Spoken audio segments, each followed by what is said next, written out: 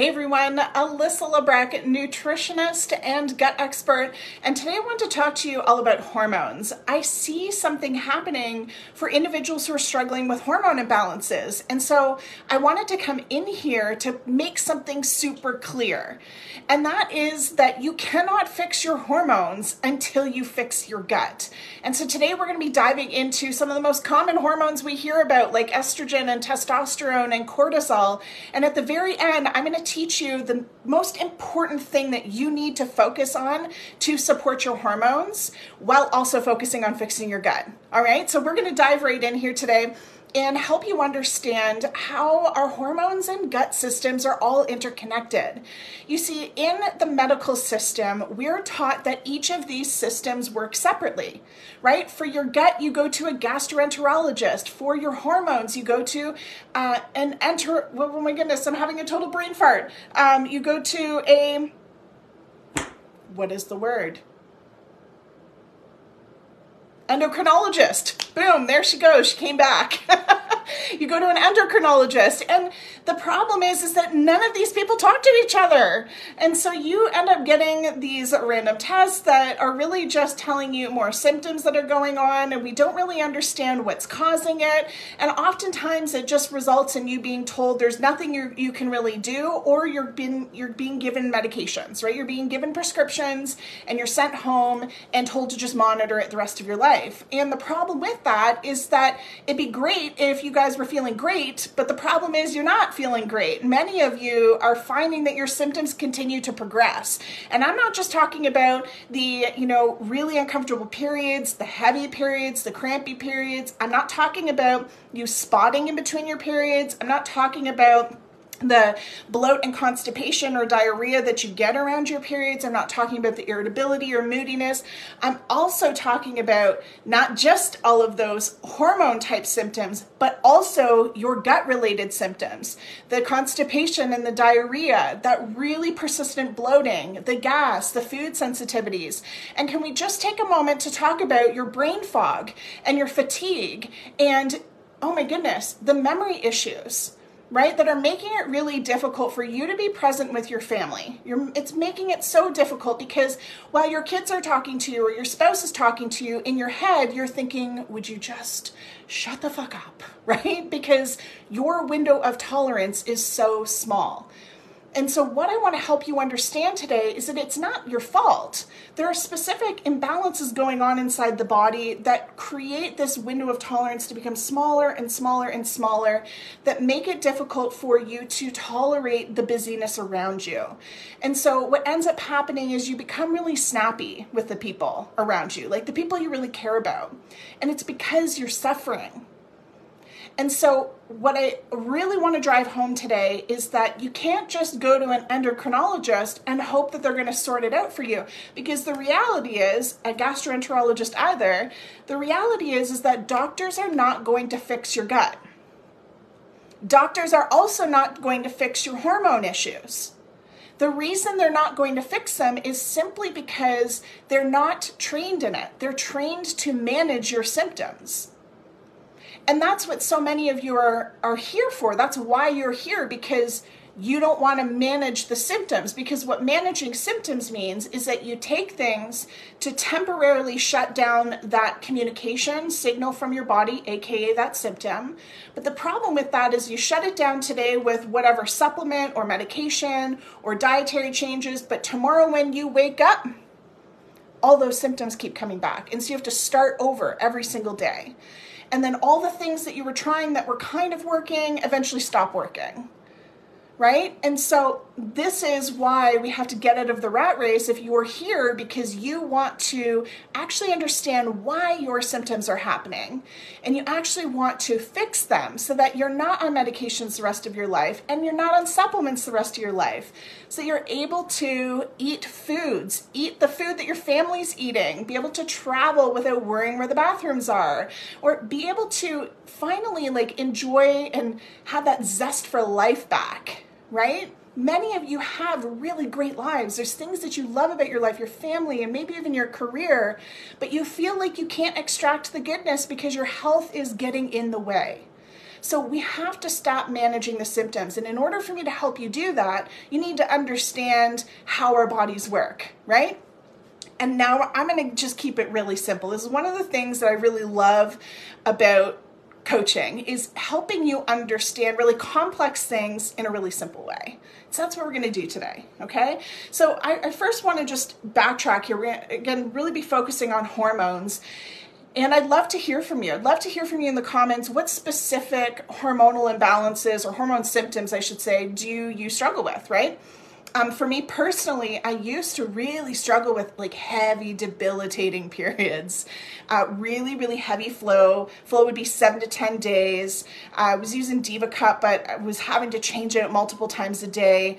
Some of you may be using tampons or pads. But let me know, was it a heavy flow? I used to also get really, really bad cramps. Like day one, by 10 a.m., I don't know what it was, but by 10 a.m., I used to, when I worked for the family business, I'd have to like cab it home. If I waited too long, I couldn't even drive myself home. The pain was so debilitating, and it would radiate down my legs and in my lower back and abdomen. And from that moment forward, I'd rotate between shits on the toilet, to vomiting, to in the bathtub because I had the chills, to cold showers, to in the fetal position, butt naked on my bed, and it was just a nightmare. And so periods were a really big issue for me.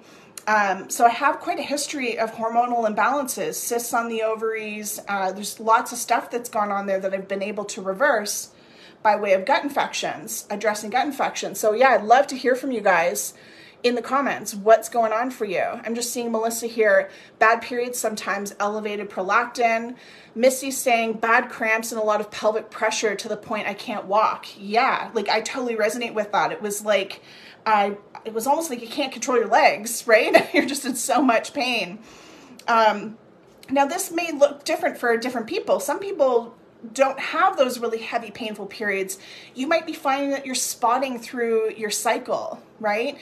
You might even find that there's like raginess coming up, right, in that luteal phase. So there might be other stuff that isn't necessarily that heavy period, but I want you guys to take note of what those symptoms are, because again, we're going to talk about how they connect to your gut here today. So let's first start with estrogen, because a lot of people, when they suspect, and they're suspecting because they're not testing, right? So they do all the Googling, and everything on Google says, oh, high estrogen, right? Which not everything is high estrogen, but let's just say that it is, right?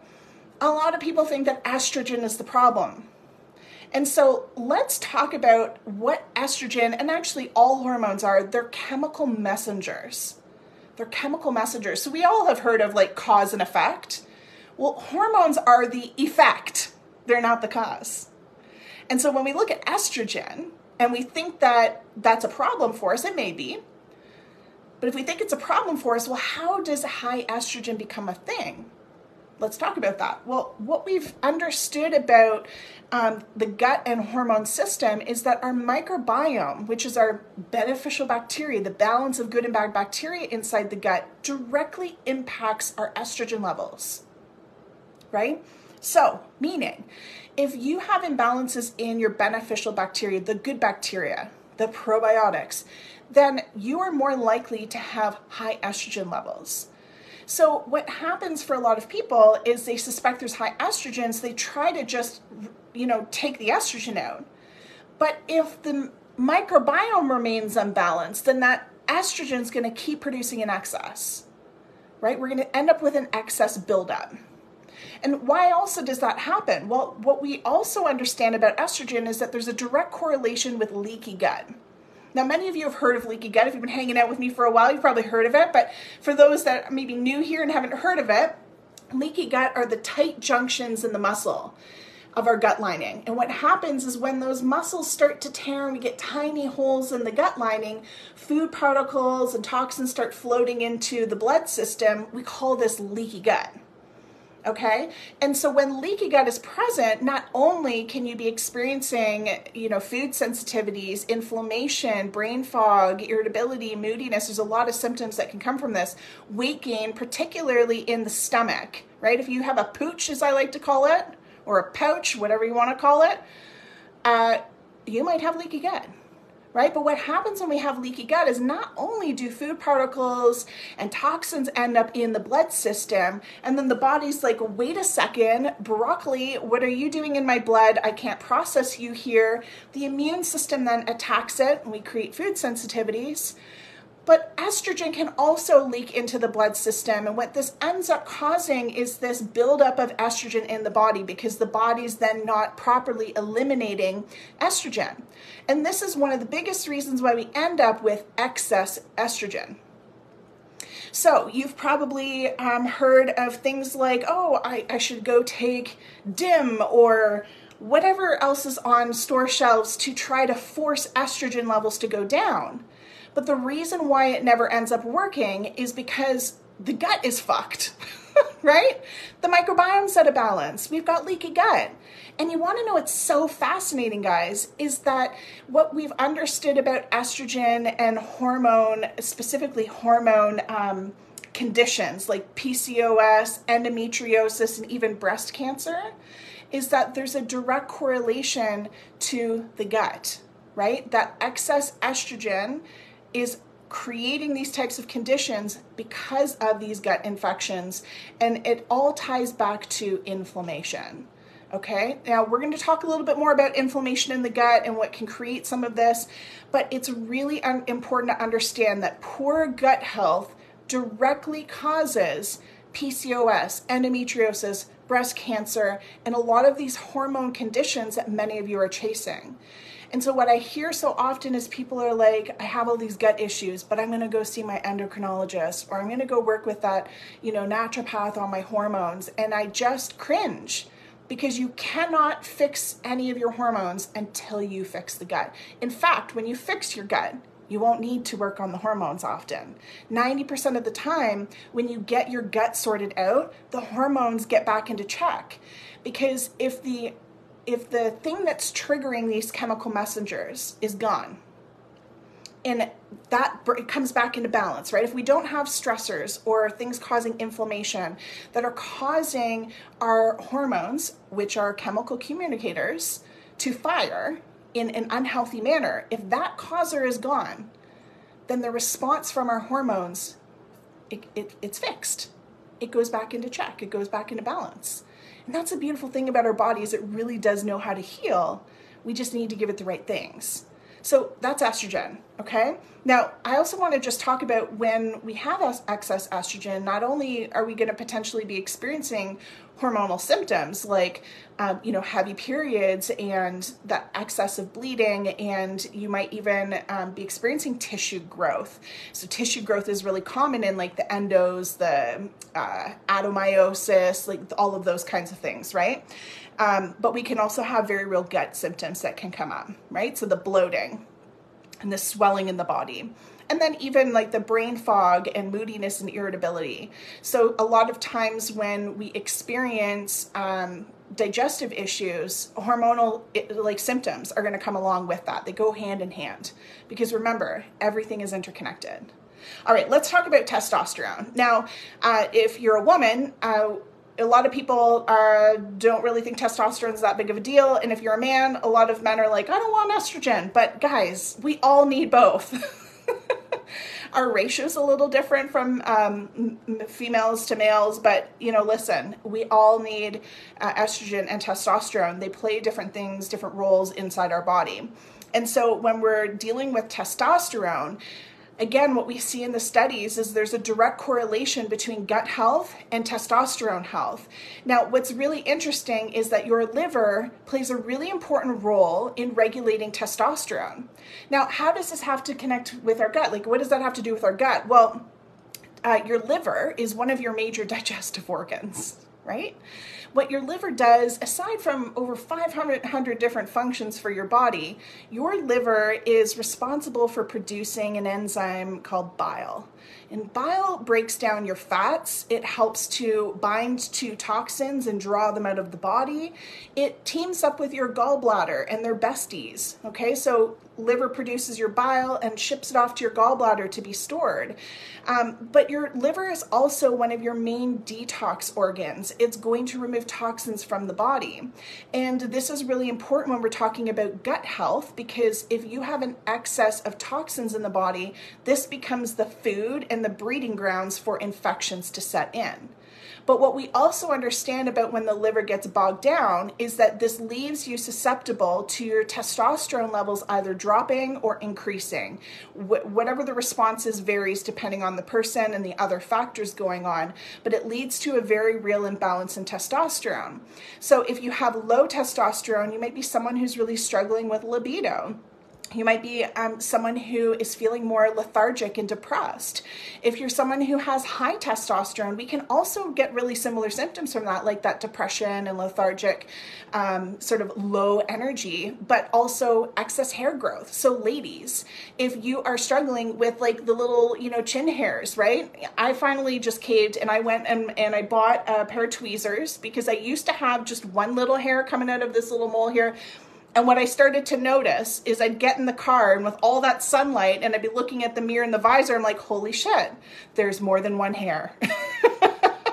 So, you just carry the tweezers inside your purse and you know what I'm talking about. But ladies, if you struggle with, lots of hair growth happening around the lip and the chin, even below the belly button, around the nipples, and even on our bikini line can get a little bit aggressive. It's not that bikini line hair is not normal. It is very normal, ladies, and that's not something we need to be ashamed of. But if you find that your bikini line hair is actually quite thick and dense, much like your pubic hair, then this may be an indicator that testosterone may be out of balance, right? But either way, what we have seen again is that it directly correlates back to the gut. Studies have shown that if you have IBS, there's a greater chance that you have lower testosterone levels compared to those that are healthy. We know that non-alcoholic fatty liver can also be associated with high or low testosterone. And so again, if we want to correct your testosterone levels so that you have enough energy, so that you have strength in your body, so that your muscles can be repaired, and your gut lining is a muscle, then we got to talk about your gut. We got to talk about specifically addressing whatever IBS, meaning any underlying infections, inflammation, etc. But we also have to support your liver. All right. Now, last but not least, we need to talk about cortisol. And this is where I'm going to start to talk about the one thing, and we're going to get to this right at the very end, is the one thing that you need to be doing and focusing on to support your hormonal system. And it's very simple. And it's so simple, you're going to be like, that's it. And it is that it. That's it, right? Because we tend to complicate things. And we think that because we've been sick for so long, right, that you're a special case. You think that you're a special case and you think that it needs to be hard. And so we tend to complicate shit, right? We complicate the process. And so we think that it needs to be much more convoluted and have this big, long, complicated protocol. But when it comes to your hormones, there is one thing that you can be doing that will really tackle a lot of what needs to be done to balance that out. And then again, while you're addressing your gut. But first we need to understand cortisol.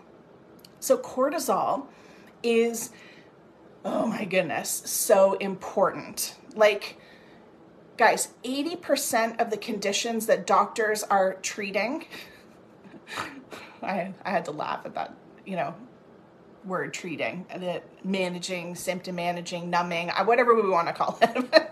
Listen, your doctor, it's not to make light of it, but our doctors are great in emergency situations, right? Doctors are fantastic in emergency situations. If you've been in a car wreck, if you need a liver or something like you need surgery, something extreme, yes, the medical system. The problem is we're going there for maintenance of health, right? We're going there and, I was chatting about this with my dad yesterday because he's like, Alyssa, you're a little extreme. You're a little hard on doctors. And I'm like, listen, Dad, the problem is that we go to our doctors because we are struggling with issues and the doctors dismiss or take these medications which have side effects. And the whole point is to prevent needing a liver, as an example. But because nothing is done in that preventative stage, that's why those people end up needing a liver replacement. You know what I mean? And so we really need to get out of the habit of going to our doctors to correct symptoms in their early stages and use the medical system where it really is great in emergency situations. All right. So I just had to round that out a little bit. But let me go back to cortisol for a moment here. Stress increases your cortisol, which is your stress hormone. Okay. Now, when cortisol goes high, it depletes us of what we call DHEA, which is another hormone. And when these two are out of balance, this impacts what we call our stress feedback loop. And the stress feedback loop is very simple. Basically, what it means is when you have a stressor occur, cortisol goes up, it temporarily depletes DHEA, and that cortisol is used for you to be able to address that short-term stressor. But what should happen is once that stressor is resolved, then these levels go back into check and we resume our day. But the problem is many of you are staying in chronic stress, whether that is busy-mindedness or like busy thinking, constant chronic worrying, staying up late Googling your symptoms, right? Like there's a lot of emotional things that can create stress, but also infections in our gut can create stress on the body. Toxins in our environment can create stress on the body. And what happens is we constantly end up having our cortisol firing, and eventually it just cannot come back down. And so what it means is instead of our body going into the stress feedback loop where cortisol rises and comes back down and balances once the stress is resolved, is you stay with this continual firing of cortisol, and DHEA becomes further depleted and your body remains in a chronic stress cycle. So it doesn't matter if you are meditating or you're trying really hard to not stress about things, your body now is like, I'm stressed. I feel like there's a bear chasing after me all the time.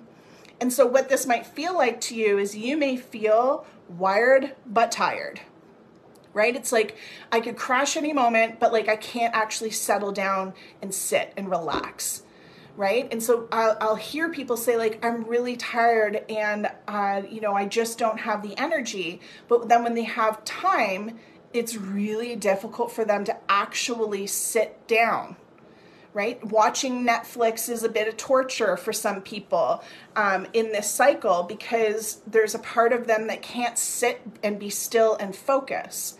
Now, there's other people that can get themselves to sit and they're watching it, but they actually have to be doing other activities while they're also watching TV, right? So they're watching Netflix, but they're also on their phone scrolling. And so they need continual stimulation. And so this might be you. You might be feeling this way. And if this is you, this is a sign that your cortisol levels are probably out of whack, right? But what's a really big underlying contributor to creating this high cortisol, which then is like it sends a signal out and impacts all of these other hormones, estrogen, testosterone, progesterone, is inflammation.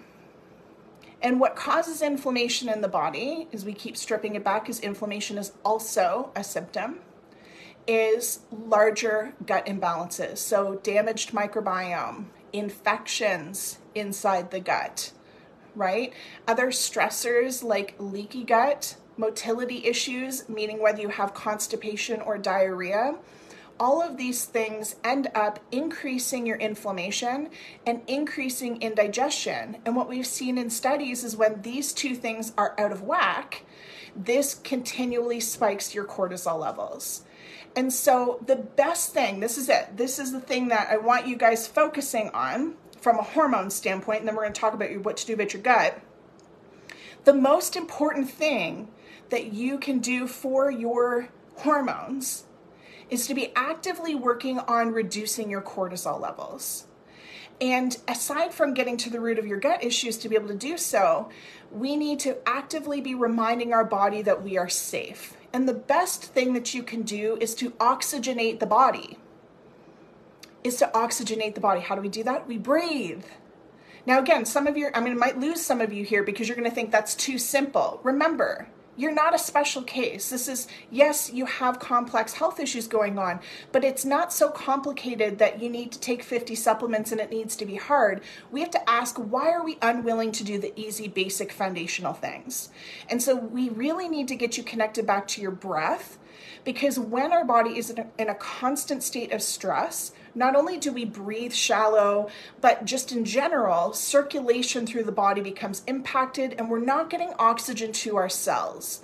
And in order for any part of your body, I don't care if you're trying to fix your gut or your hormones or your heart or your brain or whatever system in your body, you need oxygen to the cells. And so taking time each day to get back and connected to your breath, really deep belly breaths, and reminding your body that you're safe because you're getting enough oxygen and you're not actually running away from a bear, is one of the best things that you can do for your hormonal system. And then from there, the second thing that you must do is you must test, guys. You must test, because a lot of people will say to me, what do I need to focus on? Like, what are the top things I need to do to fix X, Y, or Z symptom? And I can't answer that because I don't have a magic ball, right? And neither do you, and neither do the random bloggers on the internet. The best thing that you can do is get really clear data from your body that tells you the specific damage, deficiencies, and infections that are present, that are not only causing your gut infections, but are creating this metabolic cascade that's creating breakdown in your hormonal system. And so I don't care how good a practitioner is, I don't care how good a doctor is, I don't care how good of a Googler you are. If we're not testing, we're guessing. How much easier might this be for you if you had a really clear roadmap from your body that told you exactly what you needed to do, right? Many of you are really frustrated because you're like, I don't know what to do. I've tried so many things and it's not working. You've tried everything but fixing your gut because you haven't tested, okay? So that's why we have created our program in the way that we have, so that before you do anything, you test. You don't even have to work with us. We just get you tested and get you understanding the specific damage, deficiencies, and infections that are causing these symptoms. And from there, if you need support, then we're here. But what I can't take anymore, guys, is seeing how many people are driving blind. And so if you take this information, we get you tested and we get you a session, we do a consult together, and you get really clear data and you feel confident and you want to go off in the world and fix it on your own, fuck yeah, I'm totally okay with that. But you must stop driving blind, okay? It's costing you guys thousands of dollars. And it's really, really heartbreaking when people say, listen, I can't even do testing anymore because I've spent my life savings guessing. And now they really can't fix their gut. Don't make that mistake. Okay, so whether it's with us or whether it's with someone else, I'm unattached to who you work with. What I am really wanting to drive home to you today is that you must get clear data, okay, whether that's with us or someone else. So if you're someone that's like, yeah, I'm done guessing, I want to know what's messing my hormones, I want to know what's messing my gut, then what I'm going to suggest is book a complimentary call with us. The link's above. Okay, there's no pressure. The goal of that call is to talk through all the symptoms that you're struggling with, and if it makes sense for us to work together in getting you tested and doing a consultation. And that's the first step. That's it. Okay, we talk through your testing options. We talk through what we recommend testing for, and we go from there. All right, so if you're someone who needs support with testing, you're not getting proper functional testing from your doctor because they don't run these labs, and you don't know where to go get them, let us know, and you can book a call with us. All right, guys, so I hope this has been so helpful. I hope that you see now that our hormones and gut system and everything is interconnected, and the best, most impactful thing that you can do for your body is to get back into your breath. So, happy breathing. I will see you guys next week, and we'll chat real soon. Bye.